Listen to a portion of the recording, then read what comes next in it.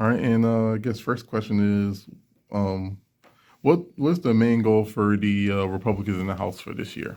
Well, I'm really looking forward as we have a Republican majority to be working to, as quickly as we can, to get our economy back on track. And so, in particular, we are working the first bill we passed was to eliminate the 87,000 IRS agents that were sadly being added. The only consequence of 87,000 IRS agents would be to harass small businesses. The people of means, and I say that respectfully, have accountants, they have attorneys, but it's a small business that would have been catastrophically affected by the new IRS agents, and they would be harassing people to get things done. And so that was the first step. Then another step that we're taking is to promote energy independence. It was said to me the Biden administration declared war on fossil fuels. Well, by doing that, that only decreased the production of oil and gas, and then by doing that, then the price went up, and that was catastrophic for families and businesses, delivery of product, and the ripple effect of increase of costs for everyone. And so we need to get back to energy independence. So I just see step by step the Republican majority would be working to increase the ability of jobs being created and the ability of the United States to compete in the world. And right here it says to promote conservative solutions. Can you speak on some ways on that right there? Yes, when I look at conservative solutions, it's to reduce regulations. And we have so many regulations that are simply not necessary. and so that business people, small business people, can create jobs and create opportunities. And today, I've been going around the district to visit with different communities of Aiken, Barnwell, now Orangeburg, and we'll be back in Richland, Lexington in a few minutes. And to see the small businesses that really are the backbone of our economy. And what do you see in this local area of Bamberg, County, Orangeburg, in terms of businesses and how they can contribute?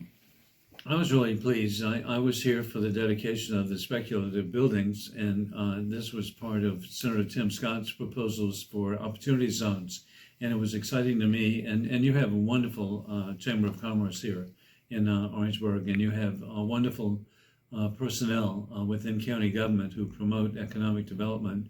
But with Senator Tim Scott's proposal, President Donald Trump's leadership to have opportunity zones in a community like Orangeburg, it's just going to be positive. And then another positive for Orangeburg, all of us cannot wait to have I-26 made 6 lanes.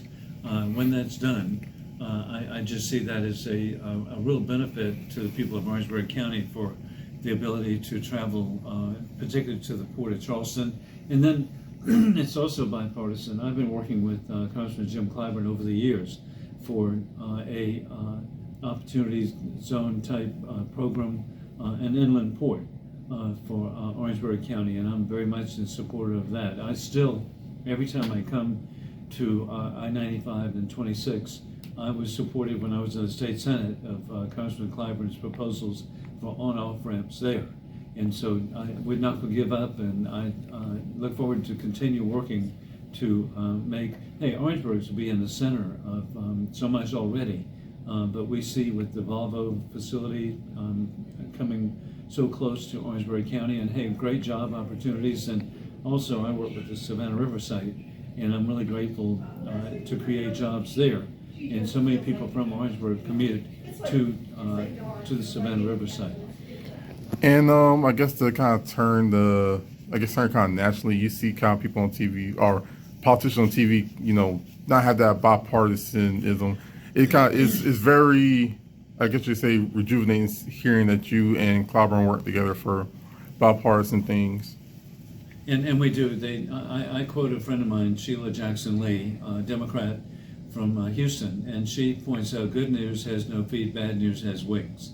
And so when we work together, It's really not news worthy, but we do, and I'm really grateful on the Armed Services Committee that I serve. We have the National Defense Authorization Act, which traditionally is bipartisan, and it affects right here with the North Air Base. And so I'm really grateful I'm grateful that I represent Fort Jackson. And so with the Armed Services Committee, another committee that I'm on, that I'll be chairman of the Middle East, North Africa Global Counterterrorism Subcommittee, Foreign Affairs. Traditionally, Foreign Affairs has been a bipartisan committee. I've worked very closely with the former Congressman Greg Meeks. Greg, I always love to point out, he represents Queens, except for one thing. He was born in Rock Hill, South Carolina. And so I always am so proud of his success. And now we have Congressman Mike McCall from Texas, who will be the chairman of the committee, and I'll be the chairman of the subcommittee. So over and over again, we've been bipartisan. And you mentioned you being a part of the Armed Forces Committee right here. It says safeguard military and national security. Can you speak a little bit about that? Well, my concern about national security is the border. And that is that we have people on the terrorist watch list crossing the border.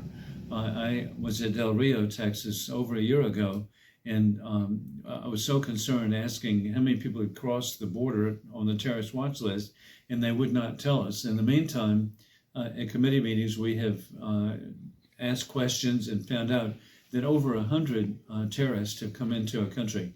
And sadly, I would think it's a higher number than that. But putting it in perspective, these are professional individuals. They're educated, well-financed mass murderers, and it's really inconceivable that the Biden administration is not doing more to secure our borders.